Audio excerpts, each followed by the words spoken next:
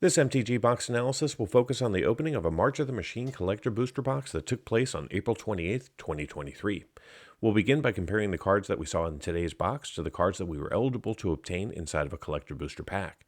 Then we'll examine set coverage for each of the three sets, as well as coverage by rarity. Then we'll review the current set value for each of the three sets and break down the actual observed value for each. Finally, we'll conclude with a summary. If you want to go deeper into the analysis and see all of the metrics for this box and more than 100 others, simply join the channel at the Give Me the Data level. Let's get things started by reviewing the contents of this box in comparison to the cards that we were eligible to see. Using this chart, we can see the non-foils we observed from the main set in green, the foils we observed in orange, and the set in gray as the baseline. In the non-foil space, we were only eligible to see showcase, borderless, extended art, and serialized cards. In today's box, we saw 4 non-foil showcase, 9 non-foil extended art cards, and 1 of the 5 serialized cards. In the foil space, we saw between 12 and 19 cards for each of the primary colors of Magic, plus 5 foil showcase and 6 foil extended art cards. In the collector booster packs, the only cards that you're going to see from the Multiverse Legends subset are either going to be the 65 cards in traditional foil, etched foil, halo foil, or if you're really lucky, a serialized double rainbow foil. In today's box, we saw between 1 and 3 cards for each of the primary colors of Magic in traditional foil, as well as 10 multicolor cards. We also picked up 12 cards in etched foil, as well as 4 cards in halo foil. Unfortunately, we didn't see any of the serialized cards from this subset in today's box. In the Commander subset, you can see 8 traditionally framed cards in foil, plus 54 extended art cards in either foil or non-foil. In today's box, we saw 2 traditionally framed cards in foil, plus 11 non-foil extended art cards. Unlike the previous collector booster box, we didn't see any foil extended art Commander cards today. Moving into coverage, from the main set, we saw 14% of the showcase and 24% of the extended art cards in non-foil. This gave us 19% coverage of the cards that we were eligible to pull. And because we did see 1 of the 5 serialized cards, we did see 20% coverage. However, because there are 500 of each of the 5 serialized cards, there are technically 2,500 serialized cards in existence. And since we saw 1, our true coverage is 0.04%. In the foil space, we saw 114 of the 360 cards from the main set that we were eligible to pull in foil. This gave us 32% coverage of the set. Our highest coverage among the primary colors of Magic was in white with 43% coverage. From the Multiverse Legends subset, we saw 18% of the etched foils and 6% of the halo foils. In the traditional foil space, we saw 18 of the 65 cards in foil, giving us 28% coverage. And in the Commander subset, we saw 11 of the 54 extended art cards in non-foil for 20% coverage. We also saw 2 of the 8 standard frame cards that we could have pulled for 25% coverage. Pivoting to coverage by rarity, in the non-foil space, we were only eligible to pull rare and mythic cards from the main set. In today's box, we saw 11 rares for 20% coverage and 3 non-foil mythics for 15% coverage. In the traditional foil space, we saw 59 commons, 24 uncommons, as well as 20 rares for 18% coverage and a single foil mythic for 3% coverage. From the Multiverse Legends subset, we saw a combined 12 uncommons in the etched foil and halo foil space for 15% coverage. We also saw 3 rares for 3% coverage and a single mythic for 2% coverage.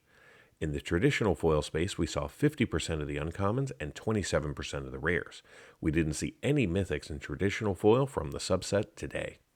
Finally, in the Commander subset, we saw 9 of the 48 rares for 19% coverage and 2 of the 14 mythics in non-foil for 14% coverage.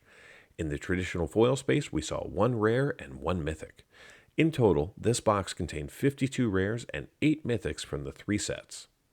Before we take a look at the value in today's collector booster box, let's review the value of the cards in each of the sets. This chart shows all the cards from the main March of the Machine set using non-foil market prices as of April 26, 2023. Excluding serialized cards, there are currently 13 cards valued over $10, and here's a look at the 6 that are currently valued over $15. The most valuable cards are going to be the borderless Wrenn and Realmbreaker, the Urabrask in standard frame, and either the showcase or standard frame Sheoldred or Elish Norn. The set also features 13 cards valued between $5 and $10 and 37 cards valued between $1 and $5. The remaining 297 cards from the main set are currently valued less than $1. If you were to add up the non-foil market prices of all 360 cards, you'd be looking at a grand total of $415.75 in market value. And here's a look at the value that we saw from the main set in non-foil and in serialized. In today's box, we were extremely lucky to pull one of the 2,500 serialized double rainbow foil Praetors in existence, which of course was the Jin-Gitaxias, which is currently valued at $1,700 on TCG Player and has recently sold for as much as $1,750. We also saw one card valued between $5 and $10 and three non-foils valued between $1 and $5. The other non-foils from the main set that we saw are currently valued less than $1. In the traditional foil space, we didn't see any of the big hitters and only a single card valued between $5 and $10. We did pick up 10 foils valued between $1 and $5, but the other 106 foils from the main set that we saw are currently valued less than $1. Now let's take a look at the value of the Multiverse Legends subset. This chart shows all the cards from the subset that you can pull from a collector booster box using non-foil market prices as of April 26, 2023.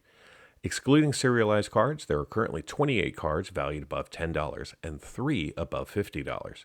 The 3 above $50 are going to be the Etched Foil Ragavan Nimble Pilferer valued at $67.59, the Halo Foil Atraxa Praetor's Voice valued at $93.73, and the Halo Foil Ragavan is the most valuable at $168.80.